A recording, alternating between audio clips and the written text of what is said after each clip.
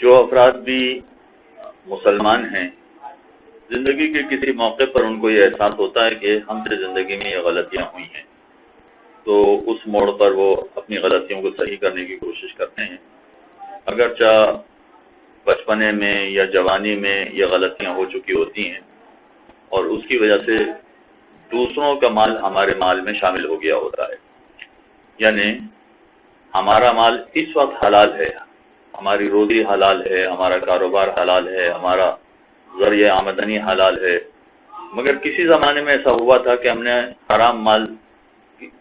کسی انداز سے حاصل کر لیا تھا۔ تو اب اگر حرام مال کسی کا ہمارے مال میں شامل ہو گیا، چاہے وہ 5 سال پہلے 20 سال پہلے شامل ہو گیا،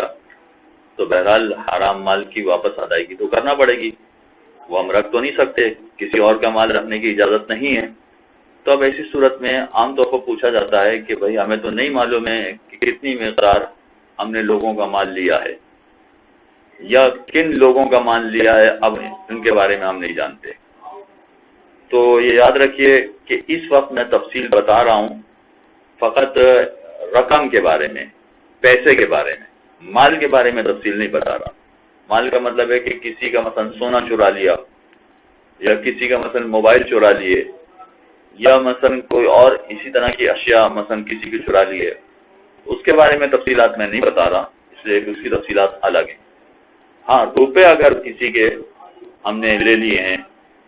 یا مثلا کوئی ایسی چیز لے لی ہے کہ اس کا نعم البدل روپیہ ہی ہمیں دینا پڑے گا، کوئی اور چیز ہم نہیں دے سکتے، تو ان تمام چیزوں کے بارے میں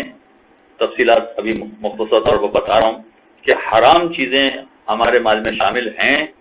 چاہے شامل ہیں کا مطلب ہے کہ ابھی فوری شامل نہیں ہے، 5 سال پہلے شامل ہوئی تھی، 10 سال پہلے شامل ہوئی تھی، تو اگر یہ حرام چیزیں ہمارے مال میں شامل ہوئی تھی تو ان کی ادائیگی کیسے کی جائے، کیا طریقہ ہے ان کی ادائیگی کا۔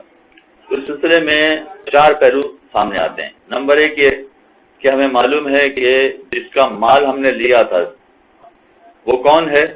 اور کتنی مقدار میں ہم نے مال لیا تھا، یعنی مالک بھی معلوم ہے اور مال کی مقدار بھی معلوم ہے۔ اس کے برخلاف دوسرا پہلو یہ ہے کہ نہ مالک معلوم ہے نہ مال کی مقدار معلوم ہے، فقط اتنا معلوم ہے کہ ہم نے رقم کچھ کسی کی دی ہے، لیکن اب جن کی لی ہے وہ معلوم نہیں ہے کہاں پر ہے، اور رقم بھی پوری طرح یاد نہیں آ رہی کہ کتنی رقم ہے۔ تو اس کا مطلب یہ کہ نہ مالک معلوم ہے نہ مال معلوم ہے۔ تیسرا پہلو یہ کہ مالک تو معلوم ہے مگر رقم نہیں معلوم کہ ان کی کتنی رقم ہم نے لی ہے۔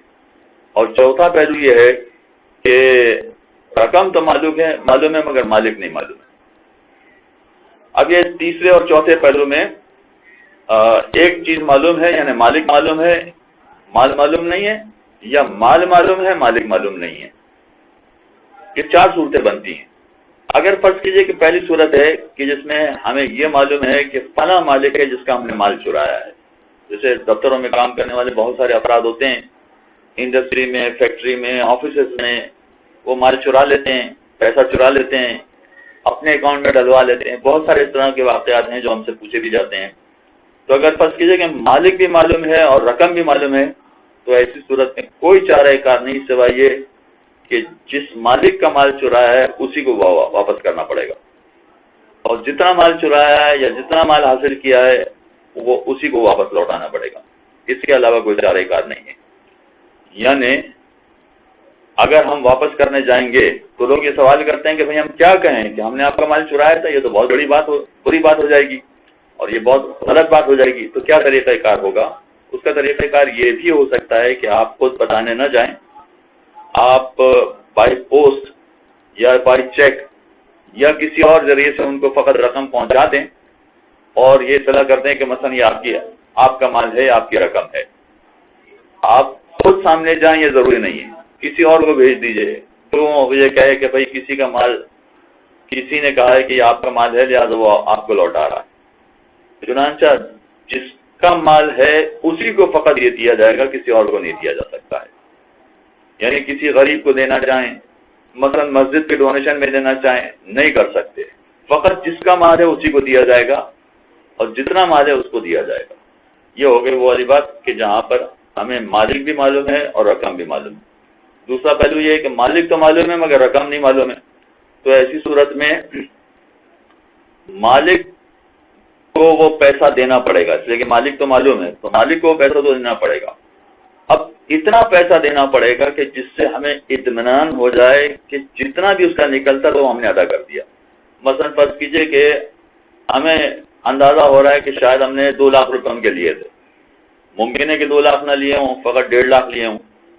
تو 2 لاکھ اور 1.5 لاکھ کے درمیان جتنا بھی اندازہ ہو رہا ہے، اس میں ہمیں یقین ہو جانا چاہیے کہ جتنا بھی ہم نے اس کا لیا تھا وہ سارا ہم نے واپس کر دیا ہے۔ اور اگر یقین نہ ہو تو وہ زیادہ والی مقدار دینی ہے، یعنی 2 لاکھ والی مقدار دینی ہے، تاکہ اطمینان ہو جائے کہ جتنا ہم نے لیا تھا یا تو اتنا دے دیا، اس سے تھوڑا زیادہ دے دیا۔ یہ وہ بات ہے کہ جہاں مالک معلوم ہے۔ تیسرا پہلو یہ کہ مالک نہیں معلوم مگر مال کی مقدار معلوم ہے، کہ مثلا ہم نے فلاں کے 5 لاکھ روپے لیے، اب فلاں کے 5 لاکھ روپے لیے وہ فلاں کہاں پر ہے یہ کچھ نہیں پتا ہے، لہذا 5 لاکھ لوٹانے تو پڑیں گے مگر مالک ہی ہمیں نہیں مل رہا، کہاں سے لوٹائیں، کس کو لوٹائیں۔ تو ایسی صورت میں آیت اللہ سیستانی نے ارشاد فرمایا کہ پھر حاکم شرع کی اجازت سے اتنی مقدار والا مال مالک کے نیت سے صدقہ کیا جائے۔ مثلا 5 لاکھ روپیہ ہے، یہ مالک ہمیں نہیں مل رہا ہے، کہیں نظر نہیں آ رہا ہے، اس کو ڈھونڈنا بھی ممکن نہیں ہے، تو ایسی صورت میں 5 لاکھ روپے صدقہ کیا جائے گا، مگر نیت یہ کی جائے گی کہ اس صدقے کا ثواب اس مالک کو ملے۔ یہ ہو گئی وہ صورت کہ جہاں مالک نہیں معلوم مگر مال کی مقدار معلوم ہے۔ اور اسی طرح سے وہ والا پہلو بھی کہ جہاں پر نہ مالک ہمیں پتہ چل رہا ہے نہ مال کی مقدار ہمیں پتہ چل رہی ہے، تو یہاں پر بھی یہ کرنا پڑے گا کہ یقین حاصل ہو جائے کہ جتنا بھی مال تھا، جتنی بھی رقم تھی، وہ ہمارے ذمہ جتنا تھا وہ ہم نے ادا کر دیا۔ اتنا پیسہ نکالنا پڑے گا، اور پھر وہ والا پیسہ بھی حاکم شرع کی اجازت سے کسی غریب کو صدقہ دینا پڑے گا، اس نیت کے ساتھ کہ صدقے کا ثواب اصل مالک کو ملے۔ چنانچہ حاکم شرع کی اجازت 2 مقام پر چاہیے جہاں پر مالک ہمیں نہیں نظر آ رہا ہے، مال معلوم ہے مگر مالک معلوم نہیں ہے،